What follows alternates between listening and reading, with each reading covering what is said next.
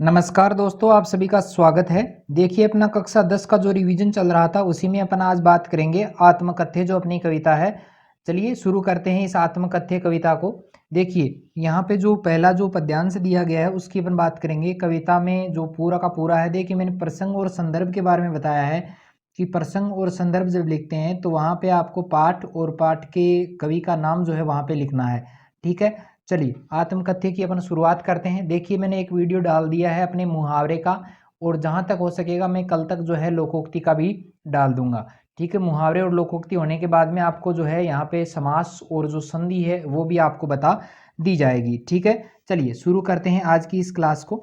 देखिए, सबसे पहले यहाँ पे आत्मकथ्य आत्मकथ्य जो है उसमें देखो क्या दिया गया है। देखिए, सबसे पहली बात कि मधु पे गुनगुनाकर कह जाता कौन कहानी ये अपनी। तो कवि क्या कहते हैं, देखो कि भौरा जो है वो भी, भाई भौरा मधु भी यानी क्या होता है, भौरा होता है।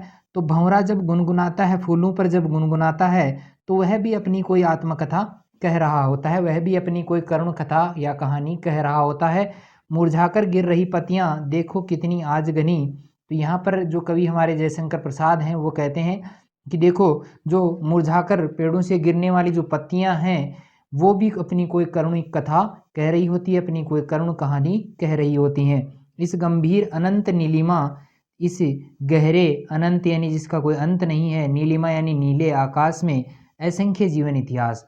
तो देखो, कवि से जब आग्रह किया गया था कि आप अपनी जो है आत्मकथा लिखें, उसी के अर्थ में जो है यहाँ पे कवि जो है आत्मकथा मतलब आत्मकथा के अंश के रूप में एक कविता लिखते हैं। तो उसी में कहा है कि इस संसार में, इस अनंत गहरे नीले आकाश में असंख्य जीवन इतिहास लिखे जा रहे हैं, फिर मुझे इतिहास लिखने की क्या ज़रूरत है भाई। तो ये लोग करते ही रहते हैं, जो असंख्य जो इतिहास लिखे जा रहे हैं उसमें ये लोग क्या करते हैं कि अपना व्यंग्य मलिन उपहास, वे अपना क्या कर देते हैं, अपनी ही हंसी उड़वाते हैं, अपने ऊपर ही वो व्यंग्य करवाते हैं, अपनी कमियों पर ही वो दूसरों को हंसाते हैं।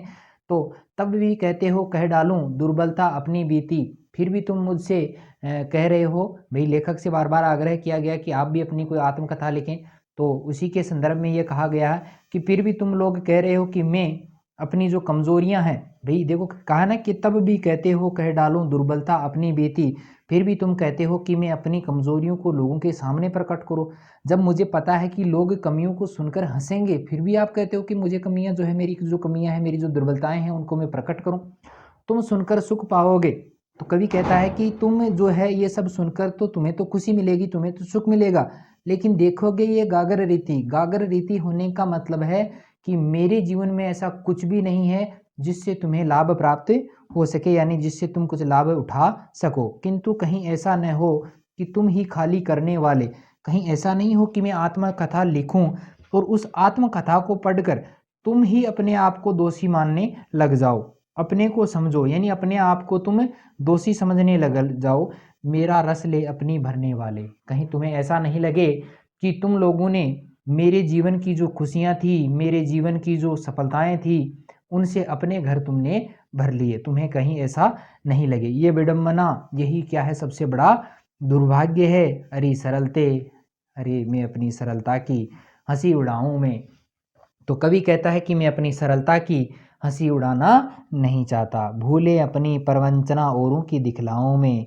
मैंने जो जीवन में भूलें की हैं, मैंने जीवन में जो वंचना की है, उनको मैं लोगों के सामने प्रकट नहीं कर सकता।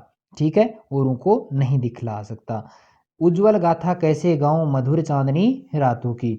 तुमने ये कैसे सोच लिया कि मैं अपनी मधुर चांदनी रातों, यानी अपने प्रिय के साथ बिताए गए जो दिन थे, उनकी उज्जवल गाथा तुम्हारे सामने कैसे प्रकट करूं। ठीक है, समझ में आया होगा। चलिए थोड़ा सा इसको ऊपर ले लेते हैं। अरे खिलखिलाकर हंसते होने की उन बातों की। तो कवि कह रहा है कि मैं अपने प्रिय के साथ जो खिलखिलाकर हंसता था, उन बातों को तुम्हारे सामने प्रकट कैसे कर दूं। मिला कहाँ वह सुख जिसका मैं स्वप्न देख कर जाग गया। कवि कहता है कि मुझे वह सुख मिला ही कहाँ जिसका मैंने सपना देखा था, लेकिन वो सपना मेरा कभी पूरा नहीं हो सका। आलिंगन में आते आते मुस्कुरा कर जो भाग गया। कवि कहता है कि सुख जो था, यानी सुख जो था वो मेरी बाहों में आते आते मेरी तरफ मुस्कुरा करे भाग गया।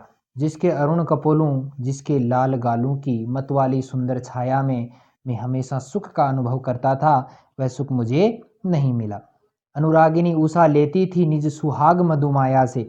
तो देखो क्या कह रही है कि सुबह प्रभात की जो उषा है, प्रातःकालीन जो उषा है, वो भी मेरे प्रिय के अरुण कपोलों से जो है अपना सुहाग सजाती थी। उनकी स्मृति पाथ्य बनी, यानी मेरे प्रिय की जो यादें थी वो मेरे लिए पाथ्य के समान बनी। रास्ते में, पाथ्य कहते हैं रास्ते के लिए जो भोजन ले जाया जाता है ना, उसे कहते हैं पाथ्य। थके पति की पंथा में, और वह मेरे थके हुए जो मैं राहगीर था, राहगीर के जो समान था, उसमें मेरी वो सहायक बनी थी। सीवन को उधेड़ कर देखोगे, यानी मेरे जीवन की जो पुरानी बातें हैं उनको उधेड़ कर तुम्हें क्या मिलेगा, क्यों मेरी कंथा की, मेरी जो जीवन की जो गुदड़ी है उसको उधेड़ कर तुम्हें क्या सुख प्राप्त करोगे, यानी उससे तुम्हें कुछ भी सार तत्व हासिल नहीं होने वाला। क्या यह अच्छा नहीं कि औरों की सुनता मैं मौन रहूं।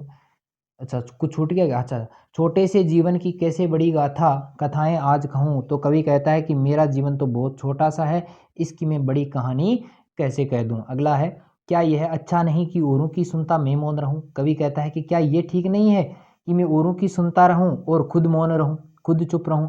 तुम सुनकर क्या तुम भला करोगे मेरी भोली आत्मकथा का। तो सभी लोगों को कह रहा है कवि कि तुम मेरी भोली भाली आत्मकथा को पढ़कर क्या करोगे, उससे तुम्हारा कोई भी भला नहीं होने वाला। अभी समय नहीं है, थकी सोई है मेरी मौन व्यथा। तो कवि कहता है कि अभी वो समय भी नहीं आया है, और मेरी जो मौन व्यथा है, जो मेरी पीड़ा है, वो अब शांत है। उसको जगाकर तुम फिर से मुझे दुखी क्यों करना चाहते हो। ठीक है, सारा समझ में आया होगा। फिर भी कोई समस्या हो, मतलब कोई भी चीज़, मतलब जो भी आपकी समस्या हो वो आप कमेंट करके बताएंगे, तभी मुझे पता चलेगा, अन्यथा पता नहीं चलेगा। ठीक है, सारा का सारा समझ में आया होगा। फिर भी कुछ आपकी दिक्कत हो कि सर इसको एक बार और बताया जाए, अलग ढंग से बताया जाए, तो बता देंगे। ठीक है, तो चलिए आज के लिए इतना ही, मिलते हैं फिर एक नए वीडियो के साथ में। तब तक के लिए धन्यवाद।